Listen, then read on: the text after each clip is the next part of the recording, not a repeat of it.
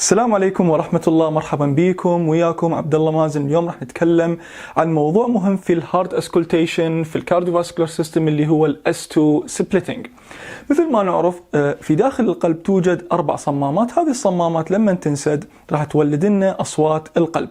فاليوم راح نركز على الاس 2 سبليتنج، ولكن قبل ما ابدي اشرح عن الاس 2 سبليتنج والميكانيزم مالته بالتفصيل خلي نراجع نقطة مهمة، ما هي الصمامات الموجودة بالقلب اصلا حتى نعرف الاس 2 سبليتنج من شنو متولد وشنو الميكانيزم مالته. فهنا عندنا 4 صمامات. عندنا الصمام الاول اللي هنا هو الترايكاسبيد فالف، والصمام اللي هنا موجود اللي هو الميترال فالف. فعندنا هذه الصمامين لما تنسد الترايكاسبيد والميترال، ترايكاسبيد زائدا ميترال فالف، لما ينسدون يولدون الصوت الاول في القلب. الصوت الاول اصوات القلب خلي بس امثل لكم اياها، اللي هي مثل لوب دب لوب دب، فهذا هو الصوت الاول اللي هو اللوب لوب. فترايكاسبيد مايترال لما ينسدون، هنا ملاحظة مهمة جدا، الصمام لما ينسد يولد الصوت. إذا الصمام انفتح وولد صوت تعتبر هذه حالة مرضية. اليوم بدنا نتكلم عن الأشياء الطبيعية. فالصوت الأول متولد من الترايكاسبيد والمايترال ويولد لنا الصوت الأول. الصوت الثاني الآن، الصوت الثاني عندنا صمامين أخرى هنا، الأول اسمه pulmonary والثاني الأورتيك فالف. pulmonary وأورتيك. البولمونري زائدا الاورتيك، ذول الصمامين لما ينسدون يولدون الصوت الثاني، عفوا هنا مو واحد اثنين، الصوت الثاني.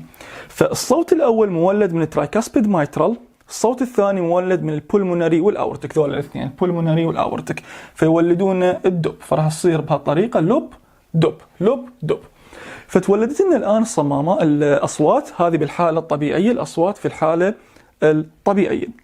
طبعا مثل ما تشوفون صمامين دي يولدون صوت واحد، هنا صمامين يولدون صوت واحد. هذا معناه انه الصمامين ذول لما يولدون صوت واحد معناه هذول الصمامين ينسدون في نفس الوقت. ولكن اذا طلبنا من المريض ياخذ انسبيريشن، ياخذ شهيق اقصى ما يمكن، اللي يصير انه هذا الصوت الثاني راح يصير بيه سبلت، راح ينفصل، راح يصير صوتين. الصوت هذا الثاني اللي كان هو عبارة عن صوت واحد، يعني لب دب دب يعني صوت واحد، شو راح يصير بيه؟ راح يتحول إلى صوتين. خلي أمثل لكم هذا الصوت الثاني، شو راح يصير بيه لما ياخذ الإنسان انسبيريشن؟ راح ينفصل إلى صوتين. فراح أمثل لكم إياها وراها أشرح لكم الميكانيزم.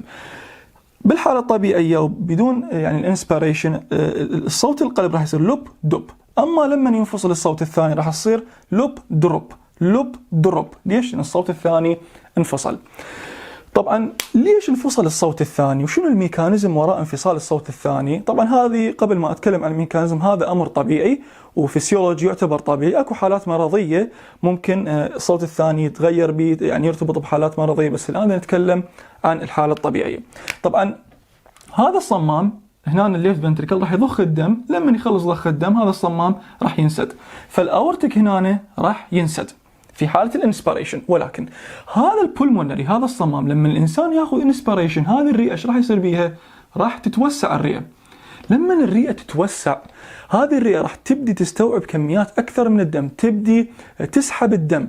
فلما هذا الصمام راح يضخ أو يمرر الدم إلى الرئتين، هذه الرئتين تتوسع، فاللي يصير إنه هذا الصمام راح يتأخر قليلا في انسداده. ليش يتأخر هذا الصمام في الانسداد؟ بسبب إنه الرئتين تتوسع بسبب الانسبيريشن، بسبب الشهيق. فاللي راح يصير إنه الأورطة هذا الصمام راح ينسد أولا، وراها البولمونري راح ينسد، البولمونري راح ينسد وراها، وبذلك الصوت الثاني اللي كان عبارة عن صوت واحد مندمج ايش راح يصير به؟ راح ينفصل ويصير صوتين متقاربة.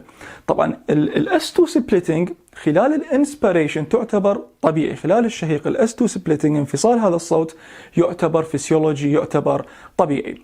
فبهاي المحاضرة يعني الرد اشرح لكم اياه هو الحالة الطبيعية الاس 2 سبليتنج في حالة الفسيولوجيكال سبليتنج. طبعا اكو حالات مرضية مرتبطة بهذا الموضوع اللي هي الفيكست سبليتنج والبارادوكسيكال سبليتنج، ان شاء الله احاول في فيديو اخر اشرح. المهم نفهم انه الاس 2 سبليتنج خلال الانسبيريشن يعتبر حالة فسيولوجيكال، وايضا شرحت لكم الميكانيزم. اتمنى تكونوا استفاديتوا، القاكم في فيديو اخر، مع السلامة.